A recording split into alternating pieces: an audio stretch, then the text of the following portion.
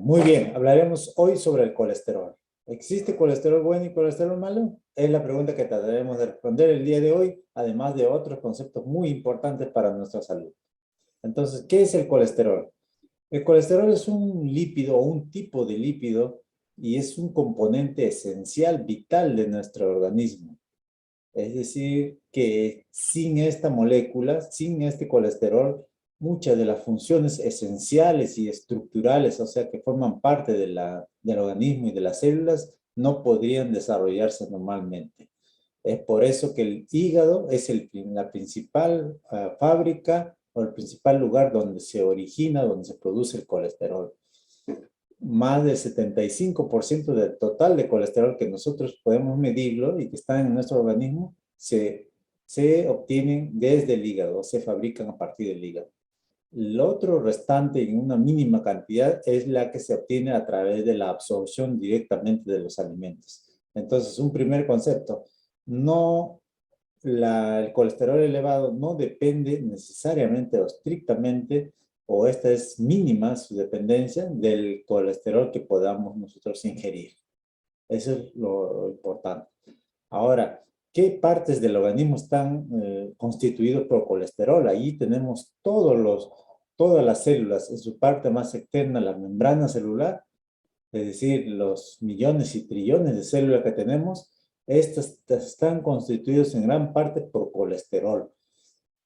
Además, las hormonas, una de las varias hormonas más importantes del organismo, tienen colesterol como base de su estructura y sin esta no podrían existir, ¿no? Ahí, por ejemplo, tenemos las hormonas sexuales, ¿no? Los andrógenos, los estrógenos, la testosterona, etcétera. Además, tenemos la hormona del cortisol. También a partir de la colesterol o como base que se puede obtener está la vitamina D. La vitamina D también tiene como estructura básica el colesterol y es a partir de ahí desde donde se puede formar este colesterol. Además, el colesterol es parte muy importante y está constituido, por ejemplo, el cerebro en su buena parte y una cantidad muy apreciable de colesterol, ¿no? Además de otras muchas funciones que desarrolla dentro de nuestro organismo. Y por tanto es necesario que sea obtenido y que sea fabricado por nuestro organismo. Muy bien, entonces en el laboratorio, ¿qué es lo que obtenemos? Y ustedes se habrán dado cuenta ya que cuando se pide la determinación del colesterol, se pide colesterol total, la fracción HDL y después LDL y triglicéridos. Entonces, el colesterol no se determina directamente, es decir, que en el análisis que nosotros vamos a obtener, el colesterol no ha sido medido estrictamente solo como colesterol, ¿no? Lo que se está determinando son las lipoproteínas. La lipoproteína es el transportador del colesterol en el organismo. Entonces, esas lipoproteínas son de diferentes tamaños y densidades, ¿no? Dependiendo de la cantidad de lípidos y de proteínas. Estas proteínas son las que caracterizan a estos transportadores. Uno de estos transportadores es lo que se denomina LDL. Entonces, por ejemplo, ahí viene el concepto errado de considerar al LDL, al colesterol que está en este transportador llamado LDL como colesterol malo. Y eso no existe, no es así, no es verdad. El colesterol a través de la lipoproteína, hacia el LDL, es transportada del hígado hacia todas las células que la requieran, ¿no? Ahí están todas las células del hígado mismo, también el tejido muscular, el sistema nervioso, etcétera. Todas las células que van a necesitar una cantidad de lípidos y dentro de ellos el colesterol para la producción para realizar sus diferentes funciones y además para la obtención de energía, ¿no? O sea, que los lípidos son fuente de energía. Entonces, después de la utilización de estos de este colesterol y de los lípidos del LDL, estos se van a transformar ya y en las cantidades que ya no se han sido utilizadas van a ser regresadas nuevamente hacia el hígado. En el hígado, o sea, ese transportador que ya está de regreso, es decir, que es ese carro que vamos a decir así, ese carro que está llevando el colesterol hacia el hígado de retorno, es lo que se denomina HDL. Ese tiene otra conformación ya, ¿no? Otro tamaño. Es, es de tamaño más pequeño inclusive, y su función es retornar lo que ya no se ha utilizado a nivel periférico en las células hacia el hígado, ¿no? De retorno para de nuevo volver al circuito de, ya sea en la utilización en la bilis, en la producción de hormonas, o también en transporte hacia las células. Y obviamente tiene otras funciones también cada una de estas lipoproteínas, pero en general esas son, ¿no? El transporte del colesterol, tanto del hígado hacia los tejidos y después de tejidos hacia el hígado. Y uno de ellos es el LDL y retornos HDL. Entonces, esa es la determinación que se hace. Y el concepto de colesterol bueno y colesterol malo es confuso y también se puede interpretar mal. Y en general se puede decir que eso no nos ayuda en la comprensión de los temas del colesterol.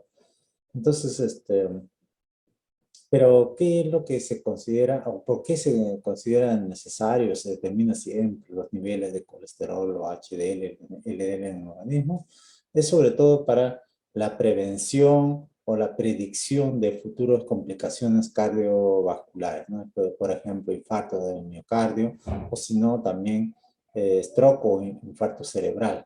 Es de ahí la importancia y siempre tratan de hacer una correlación entre niveles de colesterol y infarto o ACV, ¿no? O derrame cerebral, como lo llaman.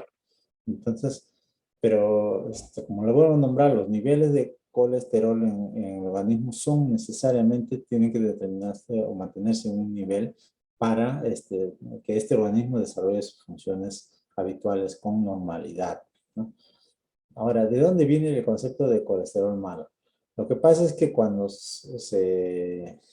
hay especialmente trastornos, especialmente en la alimentación y también no solo en la alimentación, pero lo más importante es la alimentación. Si no hay, por ejemplo, problemas con falta de ejercicio, sedentarismo, hay estrés incrementado, hay consumo de toxinas, hay falta de sueño, hay enfermedades asociadas como hipotiroidismo, la misma diabetes u otros problemas de salud no identificados, como por ejemplo la sensibilidad a ciertos alimentos o la disbiosis o alteración de la flora intestinal.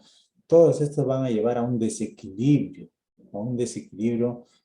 en la que el LDL, ese transportador que se va a dosar en un análisis, ese LDL va a adquirir una conformación especial. Es por eso que en la molécula del LDL hay dos formas, una que se le llama del tipo A y del tipo B. El tipo A es el que es de tamaño más grande que el del tipo B. Este tamaño más grande, esta molécula la hace que sea más, digamos, más liviana, más esponjosa y esta no tiene ningún problema en circular por el organismo y llevar a cabo los efectos que hemos nombrado, ¿no? Pero sin embargo, la de tipo B, que es más pequeña, ¿no? Es más densa, no se traslada con normalidad como la de tipo A, y tienen más tendencia por su tamaño más pequeño también a ir especialmente a las zonas de por ejemplo, las arterias o el endotelios de las arterias, especialmente las coronales, y depositarse ahí. Ahora, ¿por qué se depositan ahí? Una de ellas, la función es por el tamaño, pero no solamente por el tamaño, sino también porque ahí, a ese nivel, en las arterias, ha ocurrido una lesión o que ha permitido, ¿no? Que ha permitido que, o que ha desencadenado una serie de acciones, o sea, a nivel de ese endotelio, a nivel de la arteria, se produce una lesión, de tal forma que todo el mecanismo de defensa, parte de ello es que el colesterol vaya a esa zona para tratar de reparar esa lesión, ¿no? Es con esa finalidad que el colesterol ha acudido a ese lugar o ha sido trasladado ahí y que posteriormente van a ser encontrados cuando ya se hacen los estudios de esa lesión, que hay colesterol en el lugar, pero eso no quiere decir que el colesterol pues haya producido todo el daño que se ha originado ahí a ese nivel, sino es que en el mecanismo de reparación de ese daño que ha existido, y ese daño se produce por diferentes motivos también, especialmente estrés metabólico, ¿no? Este mecanismo va a hacer que el colesterol se ubique en esa zona. Entonces, por tanto, este tipo de colesterol, el tipo B, y que va a acudir a ese lugar y que va a formar parte constituyente de la reparación del celular a ese nivel, es la que va a ser encontrado y posteriormente la que se asocia a que este colesterol es el colesterol mal. Y ahí están hablando del LDL en general, pero para el estudio más específico y si uno quiere hacer el estudio de este tamaño de moléculas de tipo A y tipo B, se puede pedir, pero eso es casi imposible o nulo que lo pidan normalmente cualquier profesional que solicite sus exámenes. O sea, nunca hacen esa determinación. Pero se puede hacer indirectamente una correlación, porque no necesariamente, por ejemplo, el nivel de colesterol por encima de 200 digamos que están altos y requieren un tratamiento para bajar de estos, ¿no? Porque muchos de esos, si este paciente no tiene todos los otros problemas de salud que hemos nombrado, ese colesterol, si ese LDL tiene una conformación adecuada, de tamaño adecuado y es de tipo A, esas no están asociadas a enfermedad cardiovascular. Entonces no necesitan tratamiento, ¿no? En cambio, si hay una alteración en la alimentación, hay diabetes, si hay resistencia a la insulina, especialmente resistencia a la insulina, prediabetes o diabetes, estas sí van a producir directamente alteraciones en la conformación de este transportador LDL y que favorecen o que están implicados en la enfermedad cardiovascular. Entonces, para eso es el estudio que está incompleto y que se ha hecho habitual pedir solamente la fracción LDL como tal y no se hace una determinación de fracciones ni el tamaño de las moléculas. Y es por eso que les hago la referencia a la importancia del estudio adecuado de esto y además de la consideración de otras enfermedades asociadas. No puede ser, no puede ser posible que solamente la determinación del colesterol ya implique digamos que este número sea tratado porque está muy alto, ¿no? Nunca se hace la correlación con otros temas de salud muy importantes que están directamente relacionados a su elevación o a su disminución. Entonces, ¿cuáles son el origen de la elevación, por ejemplo, del colesterol en la sangre, ¿no? Ya dijimos que la elevación no depende de la dieta en base a grasas saturadas ni del colesterol mismo. No depende de esta cantidad de colesterol que nosotros podemos comer, por ejemplo, a través de los huevos, a una elevación exagerada de colesterol. No se entiende así, no se debe ser entendido así. Entonces, ¿cuál es el mecanismo exacto que produce esto? Sobre todo es la resistencia a la insulina, el concepto que ya conocemos acerca de la resistencia a la insulina o los trastornos metabólicos que dependen directamente de la alimentación basada en carbohidratos simples, ¿no? Que tienen alto índice calórico.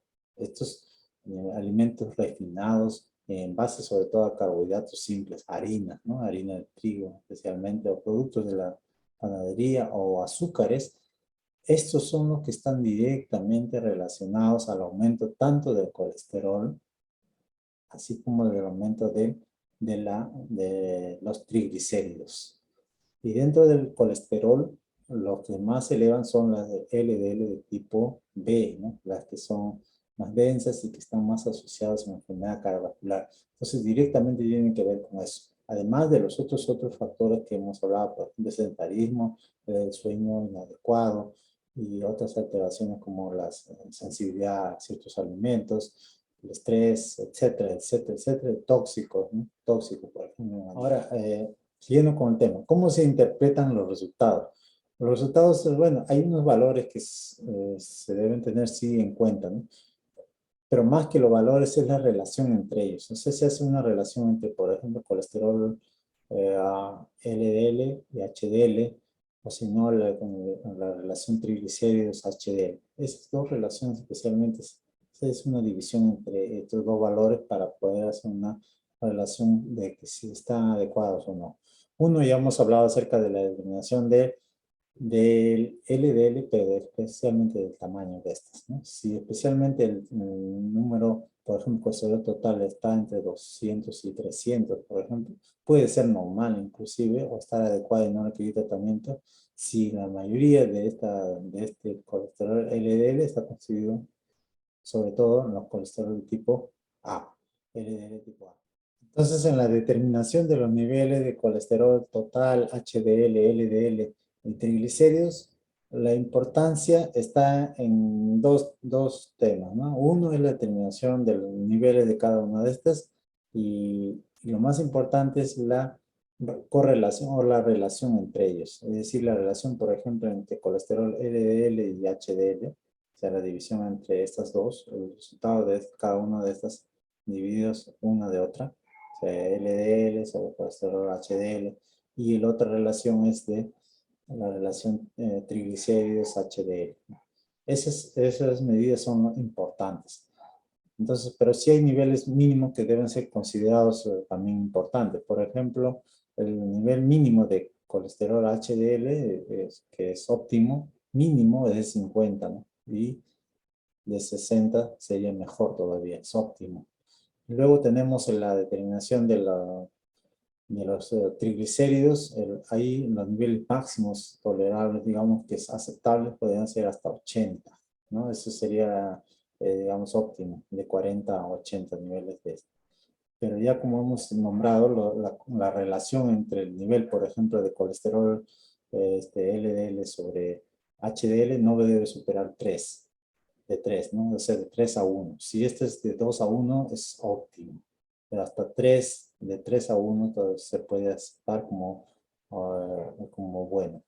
Igual la relación entre entre triglicéridos y HDL, si está entre 2 a 1, de 2 a 1, o sea, de 2 a 1 la relación, esta debe ser considerada, digamos, como buena, ¿no? Pero si es óptima, sería una relación de 1 a 1 en esos niveles, o sea, un valor de 1 a 1, igual casi entre triglicéridos y HDL, esa relación, si está en una relación de 1, sería óptimo.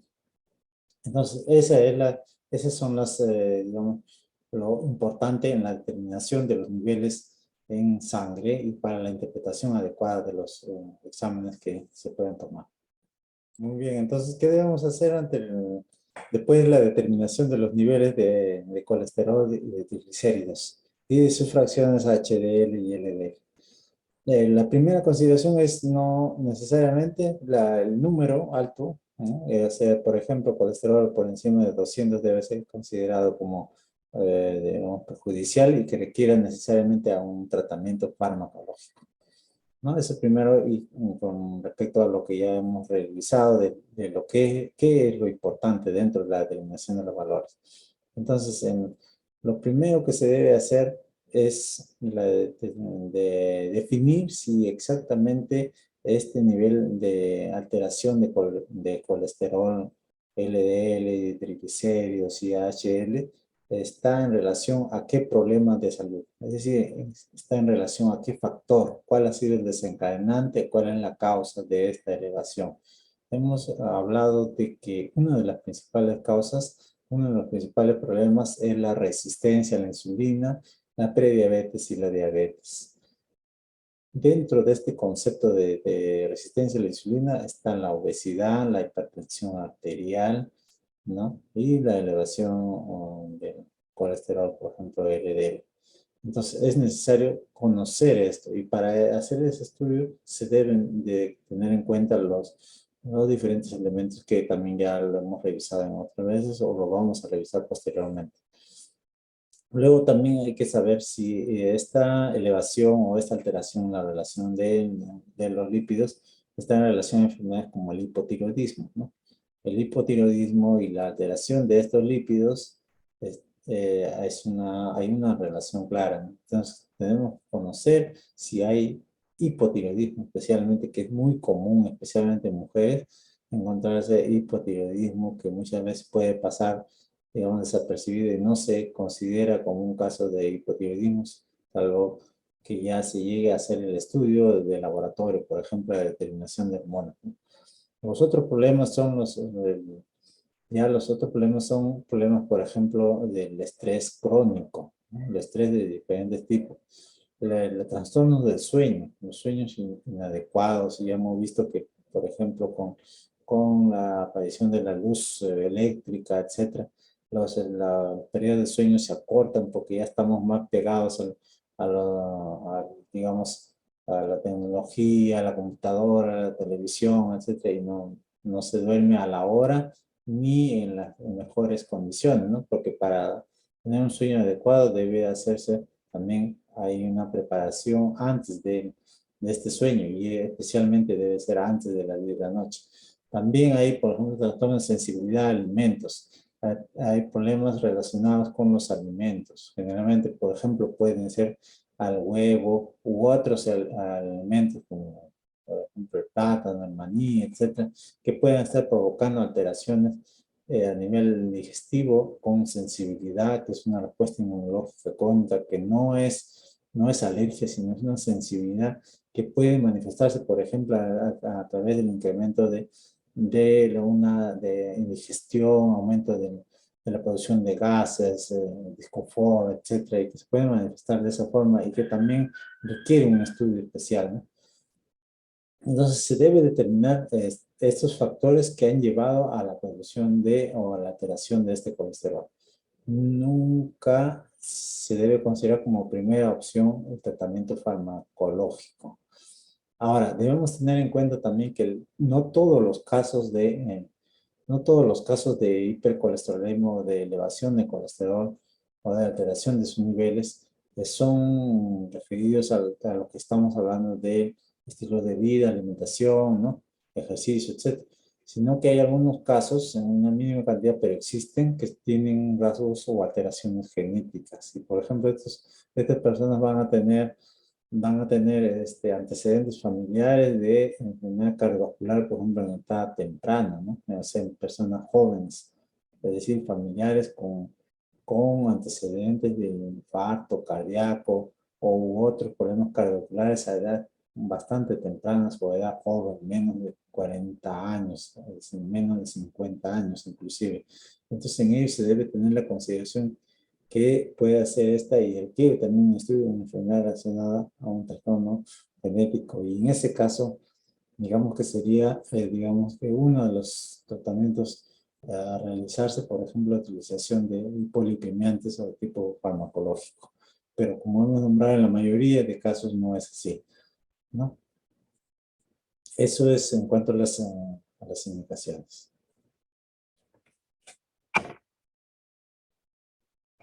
Ahora, entonces, ¿cuáles son las recomendaciones finales? Primero, no existe colesterol bueno ni colesterol malo. El colesterol es esencial y vital para el organismo y para el desarrollo y el funcionamiento de las células. Segundo, la determinación de sus niveles está siendo incompleta. Si es que no se determinan las partículas especiales de lo que es el colesterol o el transportador o la lipoproteína LDL, es decir, su tamaño de tipo A y tipo B, exactamente no podemos definir si, si estas moléculas son, digamos, las que deben estar o que hay una alteración subyacente, ¿no? Pero indirectamente, según la otra consideración debe ser, indirectamente sí podemos hacer un estudio adecuado haciendo una relación entre, digamos, hablado del colesterol LDL sobre HDL o triglicéridos sobre HDL. Esa relación, que en un caso es de 3:1, 2:1, y en el otro de 2:1 y de 1:1, que serían los niveles óptimos, ¿no? La otra consideración, ¿no? El tratamiento farmacológico no es la primera medida que se debe tener en cuenta para el manejo de estos casos. Ahora, la otra cosa que debemos tener en cuenta es que ¿por qué no se debe considerar el tratamiento farmacológico como de elección o de primera opción en estos casos que están relacionados en la mayoría de casos a las alteraciones de estilo de vida? Es porque al reducirse la producción de colesterol, ¿no? Porque estos bloquean la producción de colesterol del hígado, especialmente estas lipoimente van a bloquear la producción, como hemos hablado, del hígado. Estos, al producir ese bloqueo, van a alterar o van a producir un daño a nivel, a otros niveles del organismo, especialmente a nivel del sistema nervioso, sistema muscular también, y los síntomas están muy relacionados a ellos, como trastornos cognitivos, de problemas musculares, ¿no? Como inclusive miopatías y otras, muchas otras, como también se sabe que está relacionado, por ejemplo, al uso de estos fármacos, a la aparición de la diabetes, etcétera, y etcétera, y muchos otros problemas. Entonces, ojalá que les haya servido. Les agradezco su atención y estamos nuevamente con ustedes en un nuevo capítulo de Doctor In House para tratar otro tema muy importante. Nos vemos.